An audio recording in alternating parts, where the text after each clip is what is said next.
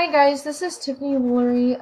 This is my project for the framework assignment. My school right now actually does not have a set in stone framework that I'm aware of. I've been kind of asking around and have come up with nothing. So I definitely think with our school being one-to-one for about a year and a half now, that we need to look into setting that foundation. So I'm going to go through my slideshow and kind of talk about the three models that were talked about this week and then give you some of my thoughts on it. My computer's running kind of slow today. That's the benefits of living out in the country. But I'm going to do the best I can. So the first one is the Technology Integration Matrix, or TIM. It basically provides a matrix, obviously, of 25 boxes that kind of go through all the different levels. I highlighted here the like the main axis of it, and the characteristics of meaningful learning environments: active, collaborative, constructive, authentic, and goal-oriented. Um, and then the integration level, which would be entry, adoption, adaptation, fusion, and transformation. I really like this. I even said to me this is my favorite visual aid to keep me understanding what framework could look like.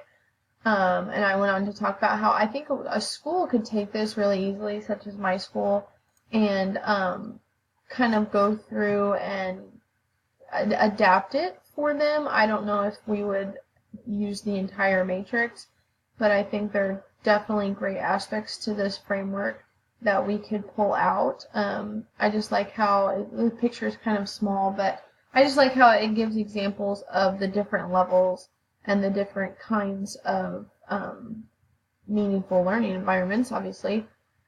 So I think it would be very beneficial for veteran teachers that are kind of set in their ways and aren't technology oriented. The second one is the SAMR model. I really like this one, and I think when I go on to talk about my thoughts, I really lean towards this one just because we talk so much about the Bloom's taxonomy and using those descriptive words and stuff. I said I really like how Jen Roberts created this visual to kind of match it up kind of with the Bloom's taxonomy. So the other visual that I really liked about this model was this right here. I really liked how it showed the different levels that they were matching up with the Bloom's taxonomy levels, and it gives different lessons and things that you could do for those things.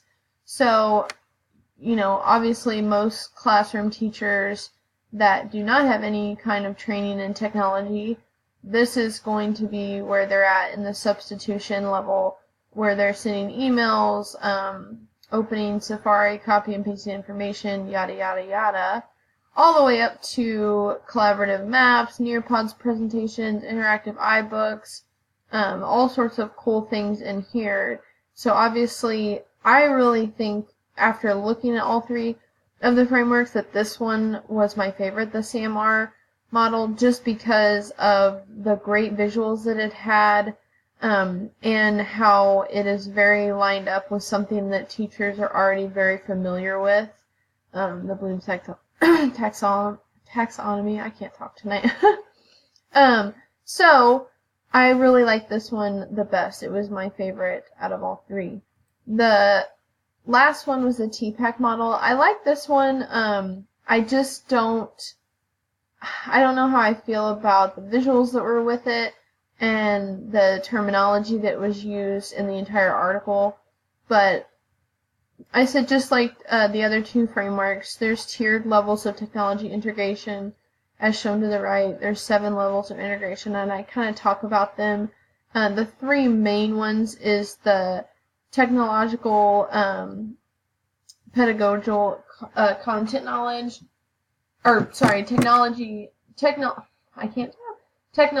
knowledge, pedagogical knowledge, and content knowledge. and then they kind of show how they overlap and how you can use them. And obviously you want to strive to be in the very middle where you're kind of using a little bit of all of it. So I just didn't really like the terminology and the descriptions that were used, and it just to me wasn't as clear cut. And I know for teachers that are uncomfortable with new things and incorporating technology, they are going to want something simple that is easy to follow. So my thoughts in the end was, in my opinion, there's great things to be said about all three of the models. They all have step-by-step frameworks that moves you through the process of integrating technology. The Matrix framework is more vague and clearly written, meaning it doesn't really say a lot, but it's very clear in its whole purpose.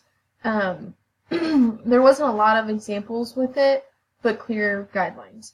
So, and then this is where I talked about the SAMR model. I feel like is one of my favorite out of all three.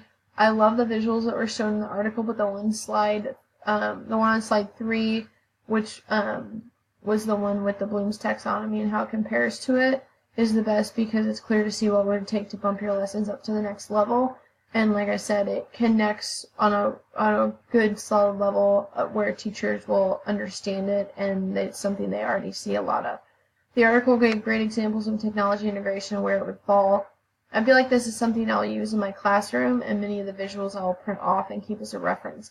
I really think a lot of the visuals that were on this website that was tagged and for the assignments this week, I think a lot of the visuals would be very beneficial to print off and put in classrooms for kids and teachers to see.